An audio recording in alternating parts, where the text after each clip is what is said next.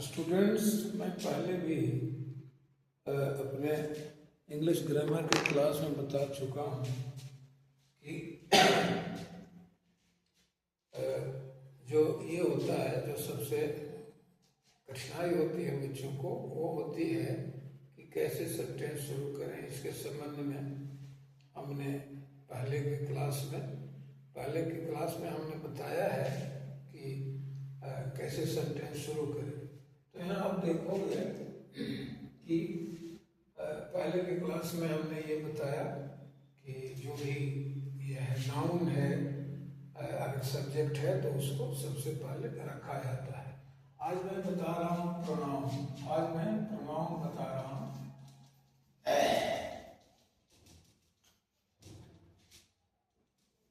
Pronoun के बारे में ऐसा कहा जाता है कि प्रोनाउन इज ए वर्ड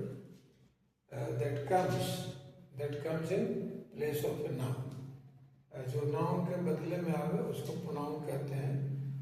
अब इसमें यह है कि जैसे नाउन का हम सब्जेक्ट में यूज करते हैं या ऑब्जेक्ट के रूप में भी यूज करते हैं, या उसके किसी भी नाउन के मान लीजिए कि पजेसिव बनाने के लिए उसका जेनिटिव बनाते हैं, यानी एपोस्ट्रोफियस लगाते हैं नाउन में। लेकिन प्रोनाउन में एपोस्ट्रोफियस भी लगाते हैं, प्रोनाउन में भी। आगे मैं बताऊंगा कहाँ लगाते हैं एपोस्ट्रोफियस। तो यहाँ ये है, जैसे मान लीजिए कि ये बताना है कि प्रोनाउन जो है वो प्रोनाउन नाउन के बदले आता है। तो प्रोनाउन का पहले काइंड में बताता हूँ कि कितने तरह के प्रोनाउन होते हैं। पहला है पर्सनल प्रोनाउन।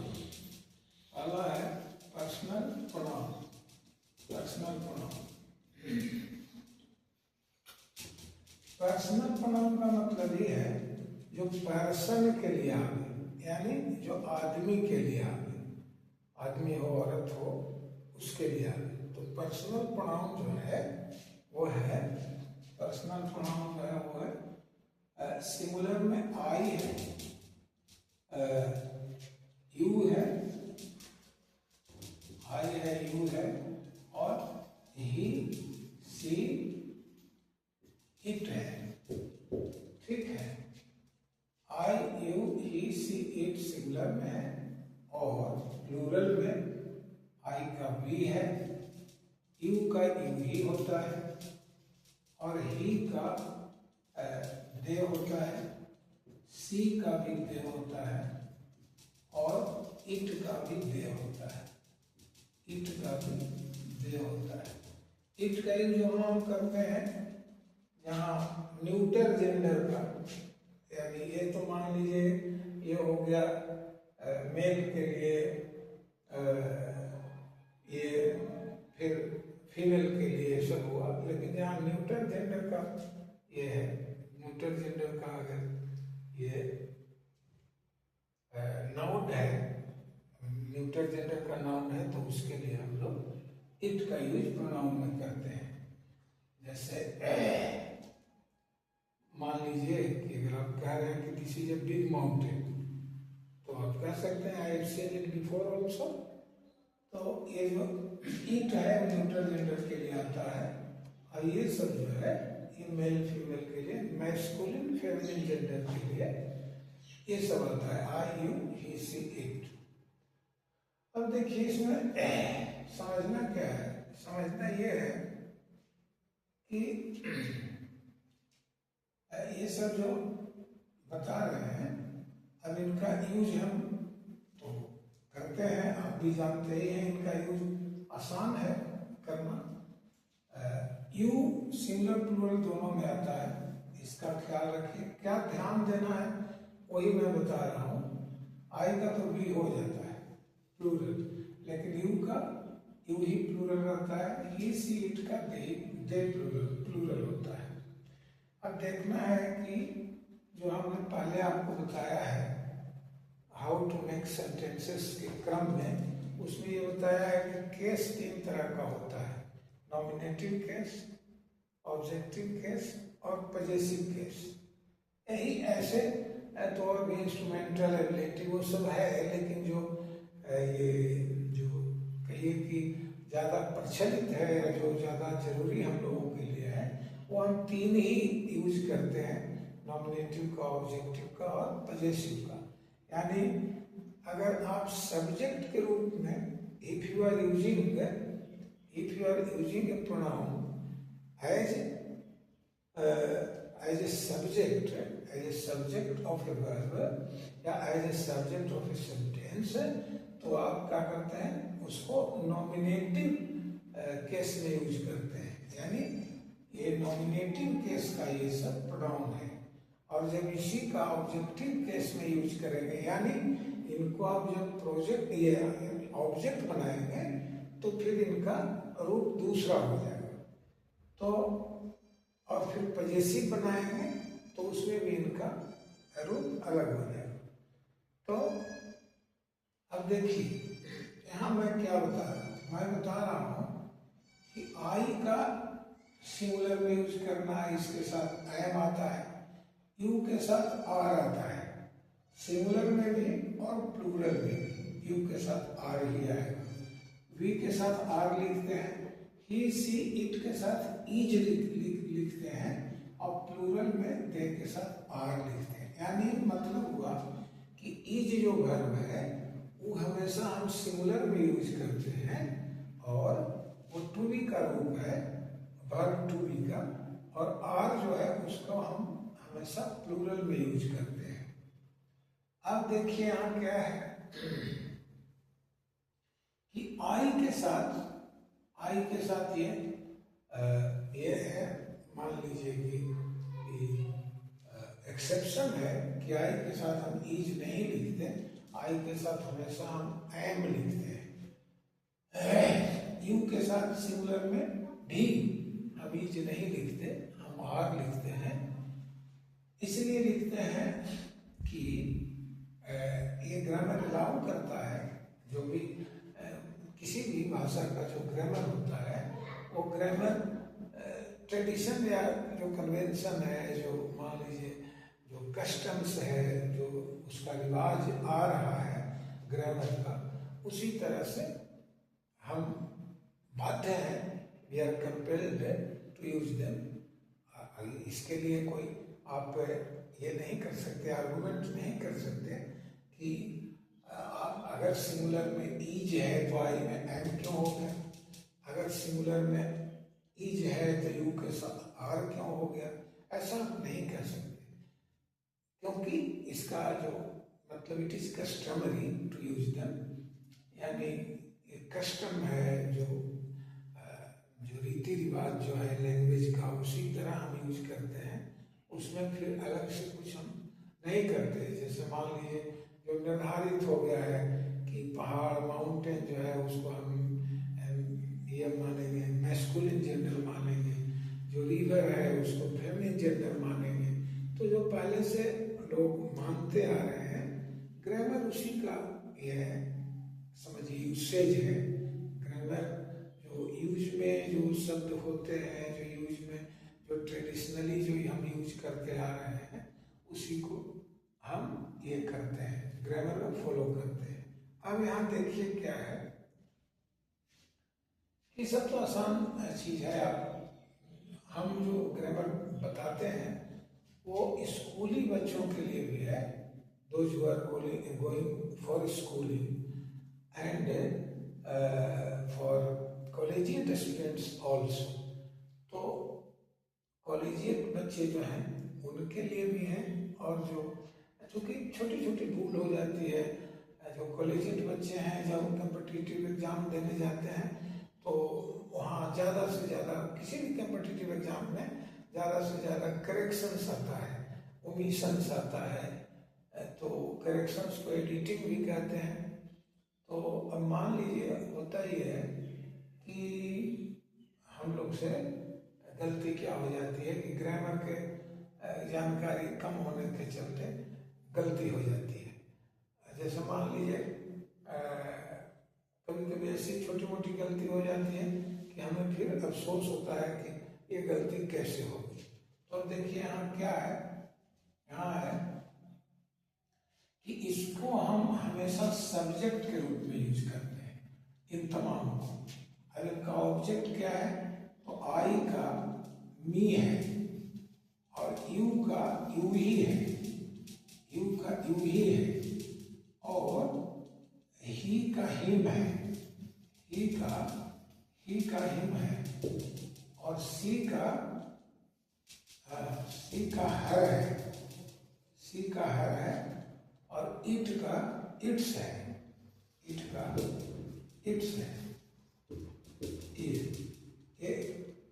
सॉरी, हाँ ये इट का इट है, हाँ इट्स नहीं, इट का इट है, हाँ इट का इट है। ये ऑब्जेक्ट के रूप में इन तमाम को हम यूज करते हैं। ये हमेशा नॉमिनेटिव केस में यानी सब्जेक्ट के रूप में ये हमेशा यूज होता है, और ये हमेशा ऑब्जेक्ट के रूप में यूज करते हैं। अब देखिए वी का एस है, यू का प्लूरल में भी यू ही है। यू एक बड़ा ही विचित्र शब्द है कि सिंगुलर में भी यू ही रहेगा, प्लूरल में भी यू ही रहेगा, ऑब्जेक्टिव केस में भी यू ही रहेगा। और दे का देम है, दे का देम है। अब ये देखिए दे का देम है। अब इसमें क्या हुआ कि ये तमाम जो शब्द हैं ये सभी ऑब्जेक्ट में यूज होते हैं। अब ऑब्जेक्ट क्या है मैं बताता हूँ। जैसे आप कहते हैं कि आई एम गुड, तो इसमें ये नहीं कह सकते आप कि मी इज गुड, ऐसे नहीं कह सकते। मी इज गुड नहीं कह सकते, आपको यह कहना पड़ेगा आई एम गुड, या मी एम गुड भी नहीं कह सकते। तो अब ध्यान दीजिए कि ये जो है हमेशा हम लोग ऑब्जेक्ट में यूज करते हैं। जैसे ऐसे कर सकते हैं कि ही हेल्प्ड या हेल्प्स, ही हेल्प्स मी, जैसे आप कह सकते ही हेल्प्स मी, वो हमारी मदद करता है। तो ये मी कहना पड़ेगा, वो हमारी मदद करता है या मेरी मदद करता है या मुझे मदद करता है, तो मी कहना पड़ेगा। इसी तरह ये सब है जितना भी है। जैसे ऐसे कह सकते हैं आई हेल्प हिम, अब हिम है तो आई हेल्प, वो मेरी मदद करता है और मैं उसकी मदद करता हूँ, आई हेल्प हिम। ये पहले ही मैं बता चुका हूँ कि आई जो है और यू सिंगुलर होने के बाद भी वर्ब प्लूरल लेता है। ये पहले भी मैं बता चुका हूँ कि हर वर्ब जो है वो प्लूरल होता है, उसमें जब एस हम लगाते हैं तो वो सिंगुलर हो जाता है। तो he helps me, I help me. अब देखिए अब सी है, सी का हर है, तो ऐसे आप कह सकते हैं यू हेल्प हर, तुम उसकी मदद करते हो। ये फेमिनिन जेंडर का सी है तो उसके लिए यहाँ हर हो गया। उसके बाद इट का इट ही है। जैसे आप कह सकते हैं कि आई टुक इट, ऐसे कह सकते हैं। आप ऐसे कह सकते हैं कि he help us, he help us, यानी वो हम लोगों की मदद करता है। helps, हाँ, he helps us, वो हम लोगों की मदद करता है। फिर यू है, यू का यू ही है, मैं पहले बता चुका हूँ। क्यों बड़ा ही ये है,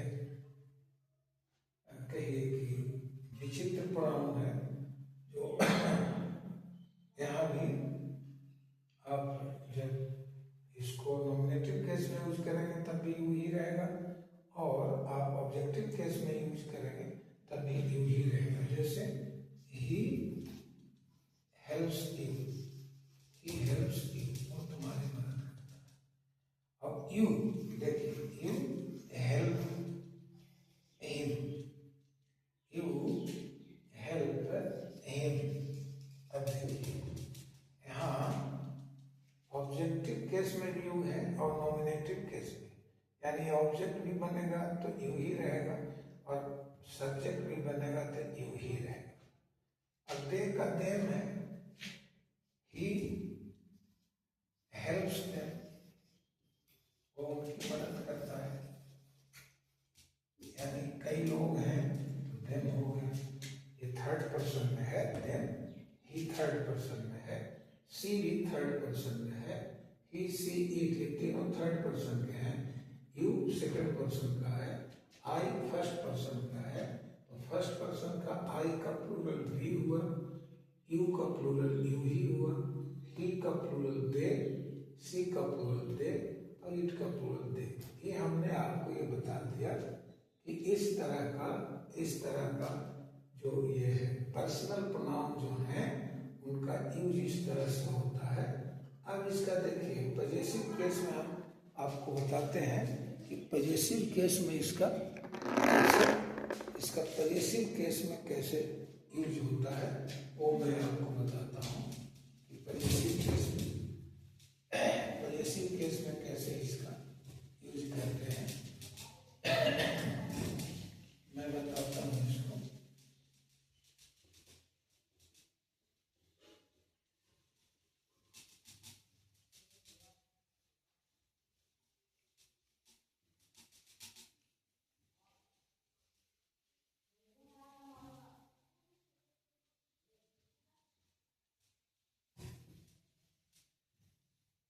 पजेसिव केस में इसको कैसे यूज करते हैं ये मैं आपको बताता हूँ।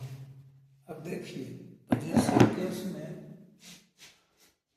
आई का माई होता है, यू का यूर होता है, ही का हीज होता है, सी का हर होता है।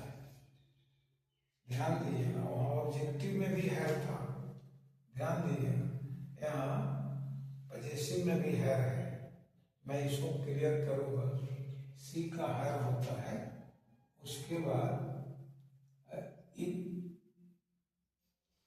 इट का इट्स होता है, ये पजेसिव में इट का इट्स होता है, और सी का हर होता है, और बताते हैं कि वो ये दे का देयर होता है, दे का देयर स्पेलिंग समझिएगा, एक देयर THERE भी होता है, दे का देयर ये देयर, और वी का आवर होता है, वी का आवर होता है, यू का योर होता है। तो ये तो आप जानते ही हैं कि सिंगुलर में भी यू ही है, प्लूरल में भी यू ही है, और दोनों का योर ही होता है। ही सी इट, ये सिंगुलर में है थर्ड पर्सन में, तो इनका ही का हीज, सी का हर, इट का इट्स, और प्लूरल में इनका प्लूरल में दे का देयर, और आई का जो प्लूरल वी है इसका वी का आवर। यही होता है पजेसिव। यानी पजेसिव उसको कहते हैं जैसे ये मेरी गाय है तो दिस इज माई काउ, ऐसे कहें दिस इज माई काउ। यह तुम्हारी कलम है तो दिस इज योर पेन, ये उसकी किताब है दिस इज हीज बुक, ऐसे कहें। उसके बाद सी का हर होता है तो दिस इज हर बुक। फिर है इट, तो ऐसे कह सकते हैं कि I don't know its name, this is a cat, ठीक है, this is a cat, I don't know its behaviour, its habits, ऐसे होता है। कोई डॉगी जो है उसकी आदत होती है ज़्यादा भौंकने की, तो ऐसे भी कह सकते हैं कि much barking is it's habit, ज़्यादा भौंकना इसकी आदत है, तो वहाँ इट्स लगाते हैं। छोटे छोटे जो जानवर होते हैं उसके लिए ईट का यूज करते हैं। ऐसे तो न्यूट्रल जेंडर के लिए होता है, लेकिन आप मान लीजिए कॉक है, चिकन है, या मान लीजिए डॉगी है, कैट है, इस सब के लिए ईट चलता है। छोटे छोटे जो सजीव भी हैं उनके लिए ये चलता है, ईट चलता है। तो ईट अगर चलता है तो ईट से ही चलेगा। अब देखिए देर का देर है, तो जैसे ऐसे कह सकते हैं कि दिस कॉलोनी, ऐसे कह सकते हैं कि दिस इज देयर कॉलोनी, यानी ये कॉलोनी जो है उन लोगों का है। जहाँ आप किसी सोसाइटी को या किसी ग्रुप ऑफ पीपल को आप इंगित कर रहे हैं, तो आप कहते हैं दिस इज देयर कॉलोनी, ये उन्हीं लोगों का ये कॉलोनी है। अब वी का आवर होता है, दिस इज आवर हाउस, ये हमारा घर है, हम लोगों का घर है। तो ये जो आवर है ये हम लोग वी का आवर पजेसिव में यूज करते हैं। ये तो इतना बता दिए। अब देखिए इससे एक चीज और होता है कि इससे एक चीज और होता है कि इसी पर्सनल प्रोनाउन से हम लोग रिफ्लेक्सिव प्रोनाउन बनाते हैं। रिफ्लेक्सिव प्रोनाउन, ऐसे रिफ्लेक्टिव एडजेक्टिव भी होता है, रिफ्लेक्सिव एडजेक्टिव, लेकिन हम लोग रिफ्लेक्सिव प्रोनाउन भी बनाते हैं, यही पर्सनल प्रोनाउंस। अब देखिए कैसे बनाते हैं, बताते हैं। अब देखिए आई का माइन होता है, ये रिफ्लेक्सिव प्रोनाउन है। रिफ्लेक्सिव प्रोनाउन है, इसका पजेसिव था, ये रिफ्लेक्सिव है। तो रिफ्लेक्सिव प्रोनाउन जो है इस तरह से हम बनाते हैं। और नहीं, ये गलती हो गई। हम रिफ्लेक्सिव प्रोनाउन जिसमें सेल्फ लगाते हैं वो होता है आई का माई सेल्फ, आई का माई सेल्फ हुआ रिफ्लेक्सिव प्रोनाउन। यू का योर सेल्फ हुआ, यू का योर सेल्फ हुआ। और यू का योर सेल्फ भी होता है अगर वो प्लूरल है, यू का योर सेल्फ भी होगा। अगर वो प्लूरल में है तो योर सेल्फ्स, योर सेल्फ्स हो, ऐसे प्लूरल में। और सी का हर सेल्फ होगा, सी का हर सेल्फ, ये रिफ्लेक्सिव प्रोनाउन का होता है, हर सेल्फ। और इट का इट सेल्फ, इट का इट सेल्फ होगा, इट का इट सेल्फ।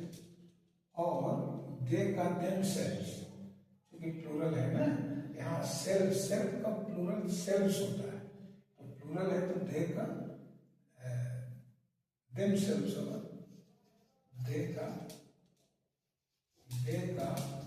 देम सेल्फ्स, देम सेल्फ्स होगा। और वी का या फिर आवर कह लीजिए, आवर का आवर सेल्फ्स होगा, आवर सेल्फ्स। अब देखिए आप कहेंगे कि इसका क्या मतलब हुआ, इसका मतलब तो समझ गए, मेरा या मेरी, तुम्हारा या तुम्हारी, उसकी या उसका, उसकी, सी का, या इट का उसका उसकी, या दे का उनका, वी का हमारा। फिर इनका क्या मतलब हुआ? ई इसलिए होता है कि कभी कभी हम खुद को कुछ करते हैं। जैसे मान लीजिए मैंने खुद को चोट लगा दी, तो मैं कहूँगा I hurt myself, I hurt myself. मैंने खुद ही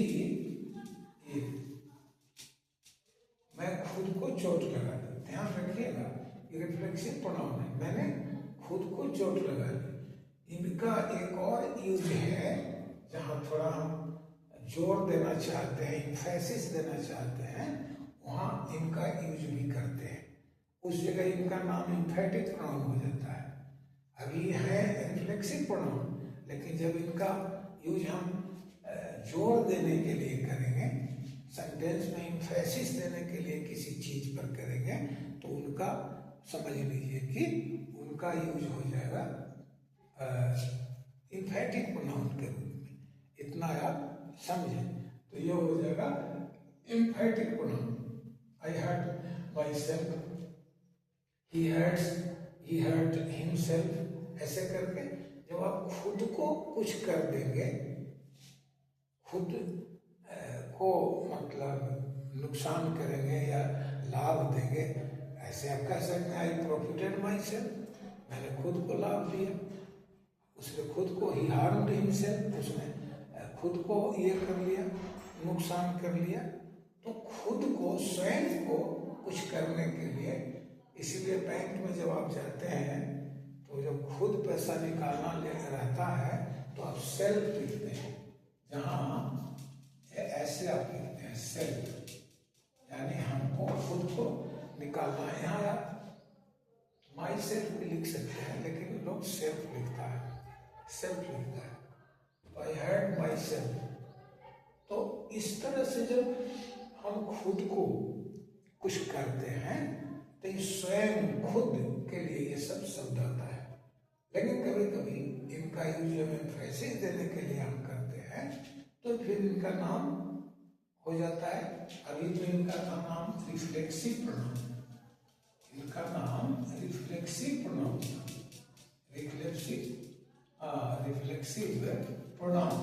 लेकिन जब इनको आप जोर देने के लिए कहेंगे, जैसे ऐसे कि I myself went to his house, मैं खुद उसके घर गया, मैं स्वयं उसके घर गया, तो फिर आई हैड माई सेल्फ के ऐसे माई सेल्फ लास्ट में नहीं लिखेंगे, बल्कि सब्जेक्ट के बाद ही लिख देते हैं आई माई सेल्फ, ऐसे I myself went to his house, went to his house, ऐसे लिखते हैं went to his house, I myself went to his house. इसको ऐसे भी आप लिख सकते हैं कि I went to his house myself, इसको लास्ट में भी आप लिख सकते हैं I went to his house myself, ऐसे भी आप लिख सकते हैं I went to his house myself, ऐसे भी आप लिख सकते हैं। चाहे तो सब्जेक्ट के बाद लिखिए या फिर सेंटेंस के बाद लिखिए। इसका मतलब हो कि मैं स्वयं गया, मैं खुद गया, किसी और को भेजा नहीं, मैं किसी और को भेजा नहीं, मैं स्वयं गया, खुद गया, चल कर गया या गाड़ी से गया, मैं खुद गया, इसका ये मतलब होता है। इस बात को थोड़ा सा ध्यान देना है। तो जब ऐसे आप यूज करेंगे इसका, तो इसका नाम हो जाएगा emphatic pronoun, emphatic pronoun, emphatic pronoun, इसका नाम हो जाएगा इम्फेटिक प्रोनाउन। अब देखिए, आपको पर्सनल प्रोनाउन मैंने बताया कि पर्सनल प्रोनाउन से ही, पर्सनल प्रोनाउन मैंने बताया आपको, अब उसी से ये 3 प्रोनाउन बन गए। अब देख लीजिए, 3 क्या 4 प्रोनाउन आप जान गए। पर्सनल प्रोनाउन, पजेसिव प्रोनाउन, ध्यान दीजिए ये सब पजेसिव प्रोनाउन है, ये रिफ्लेक्सिव प्रोनाउन है, ध्यान रखिएगा। और फिर यहाँ इम्फेटिक प्रोनाउन, यानी ये 4 प्रोनाउन आपको हम आज बताए। पर्सनल प्रोनाउन तो वो हुआ जो नॉमिनेटिव केस में हम यूज करते हैं, I, you, we, he, she, it जो यूज करते हैं, तो वो हो गया पर्सनल प्रोनाउन। अब उसका जैसे ही आप जाएंगे उसके पजेसिव केस में, तो ये सब पजेसिव प्रोनाउन हो गए। अब चूंकि ये पजेसिव एडजेक्टिव है, ये समझ लीजिए कि ये तो पजेसिव एडजेक्टिव में यूज होते हैं, लेकिन इसका एक आध वर्ड ऐसा है जो हम प्रोनाउन में भी यूज करते हैं। अब उसको जब आप ये कर लेंगे, जैसे पजेसिव प्रोनाउन जब उसको कहेंगे तो थोड़ा ये बदल जाता है, इनका जो फॉर्म है वो बदल जाता है। जैसे माई का माइन हो जाता है, ध्यान दीजिएगा। पजेसिव प्रोनाउन जब कहेंगे तो माई का माइन हो जाएगा, देखिए ये माइन हो जाएगा। योर का योर्स हो जाएगा, योर का योर्स हो जाएगा। हीज का हीज ही रहता है, हीज का हीज ही रहता है। हर का हर्ष हो जाता है, हर का हर्ष हो जाता है। देयर का देयर्स हो जाता है, देयर का देयर्स हो जाता है। और आवर का आवर्स हो जाता है, आवर्स हो जाता है। अब जैसे ये हो, यूज कैसे इसका हो, आप ध्यान दीजिए। यूज इसका ऐसे होता है कि जैसे ये प्रोनाउन है ना, तो इसको प्रोनाउन भी कहते हैं, लेकिन रियल में आप कह लीजिए कि ये एडजेक्टिव के रूप में ही यूज होता है। इसको पजेसिव प्रोनाउन हम कहते तो हैं, लेकिन ये यूज करते इसको एडजेक्टिव में। जैसे ऐसे नहीं कह सकते कि दिस बुक इज माई, ऐसे नहीं कह सकते। ऐसे कहेंगे कि दिस इज माई बुक, यानी इनके बाद कोई ना कोई नाउन आपको देना होगा। दिस इज आवर हाउस, ऐसे कहिएगा। ऐसे नहीं कहिएगा कि दिस हाउस इज आवर, ऐसे नहीं। अगर ऐसे कहना चाहिएगा तो फिर ये कहना होगा, दिस हाउस इज आवर्स, ये कह सकते हैं। This house is ours, this colony is theirs, this is their colony. ऐसे देयर के बाद कोई नाउन देना होगा। जैसे दिस, ऐसे जैसे वहां था कि दिस इज हिज बुक, चाहे दिस बुक इज हिज। मैंने कहा कि हिज दोनों में रहता है, पजेसिव एडजेक्टिव में भी, पजेसिव प्रोनाउन में भी एक ही फॉर्म इसका रहता है। लेकिन जब प्रोनाउन आप बनाते हैं तो आपको कहना पड़ेगा कि दिस बुक इज माइन, माई नहीं, दिस इज माई बुक या this book is mine. Mine कहेंगे तो प्रोनाउन हो जाएगा, ध्यान दीजिए। ये सब प्रोनाउन हो जाएगा, पजेसिव प्रोनाउन, और ये सब पजेसिव एडजेक्टिव है। ऐसे कहते तो हैं पजेसिव प्रोनाउन इसको, लेकिन यूज जब हम करते हैं तो पजेसिव एडजेक्टिव के रूप में ही यूज होता है। पजेसिव प्रोनाउन के रूप में इनको यूज करते हैं। माई का माइन, योर का योर्स, हिज का हिज ही रहता है, हर का हर्ष, देयर का देयर्स, आवर का आवर्स, ऐसे हम यूज करते हैं। तो ये फिर पजेसिव प्रोनाउन हो गए। तो आपको personal pronoun, possessive pronoun, reflexive pronoun, एम्फैटिक pronoun आपको, और साथ ही साथ पजेसिव एडजेक्टिव भी आज हम आपको बता दिए। तो आप समझ लीजिए कि प्रोनाउन के संदर्भ में जो आपको हमने बताया वो यही बताया कि प्रोनाउन के संदर्भ में जो हमने आपको बताया वही बताया कि जो पर्सनल प्रोनाउन होता है, जो आदमी से, औरत से, या पर्सनल प्रोनाउन में वो भी आ जाता है, छोटे छोटे जीव जंतु जो रहते हैं वो भी आ जाते हैं। तो पर्सनल प्रोनाउन में भी हम न्यूटर जेंडर में निर्जीव जो इनएनिमेट जो ऑब्जेक्ट्स होते हैं उनको भी रख लेते हैं। तो इस तरह से उनके लिए इट का यूज करते हैं, न्यूटर जेंडर के जो ये होते हैं और चीज़ें होते हैं। और जो ये इनका ये होता है प्लूरल में दे होता है। तो जैसे आप मान लीजिए ऐसे भी कर सकते हैं, हम लोग कहते ही हैं कि मतलब आप जो भी जैसे ये कह सकते हैं कि इट जो न्यूटर जेंडर में यूज आप सिंगुलर में करते हैं, प्लूरल में दे करते हैं। तो इतनी बातें आज हम आप लोगों को बताई हमने कि पर्सनल प्रोनाउन किसको कहते हैं, रिफ्लेक्सिव प्रोनाउन किसको कहते हैं, रिफ्लेक्सिव प्रोनाउन किसको कहते हैं, एम्फैटिक प्रोनाउन किसको कहते हैं, और साथ ही साथ पजेसिव प्रोनाउन किसको कहते हैं। आज हमने आपको ये बताया। आज प्रोनाउन के संदर्भ में जो पहले मेरे क्लासेस हैं तो उसमें हम सब बताए हैं आपको। स्पोकन इंग्लिश में क्या परेशानियाँ होती हैं ये भी हम आपको बताए हैं। स्पोकन इंग्लिश में क्या परेशानियाँ होती हैं। तो जब मैं भी जो भी वीडियो बनाता हूँ, चूँकि काफ़ी दिन तक मैंने अंग्रेजी पढ़ाई है, स्कूल में कॉलेज में भी पढ़ाई है, तो जो बच्चों की परेशानी मुझे समझ में आती है या आई है ये कह लीजिए, उसी के मद्देनजर इन कंसिडरेशन समझने की ऑफ देयर प्रॉब्लम्स, ये मैंने डिसाइड किया कि मैं यूट्यूब, ये हमारा यूट्यूब चैनल है और इसका नाम है इंग्लिश ग्रामर टीचर। इसका नाम है English grammar teacher, YouTube channel है। आप इसको हमको अगर फॉलो करते हैं तो आप फॉलो करें, हमको कमेंट करें और साथ ही साथ सब्सक्राइब करें, अधिक से अधिक तक लोगों तक शेयर करें और लाइक भी करें। इतनी चीज़ें आप करेंगे तो इससे मुझे ये होगा, मुझे प्रेरणा मिलेगी और भी आगे वीडियो बनाने के लिए। क्या है कि कोई भी आदमी अगर मान लीजिए कुछ भी आपको बताता है, पढ़ाता है, तो आपसे उसकी भी कुछ उम्मीदें रहती हैं, तो आप इतना करें कि आप शेयर करें अधिक से अधिक लोगों तक, आप लाइक भी करें, कमेंट भी करें और सब्सक्राइब भी करें। और आज इतना ही आपके साथ मैंने शेयर किया अपना जो अनुभव था, और उसके बाद आप जब कमेंट करेंगे तो फिर बाद की क्लासेस होंगे।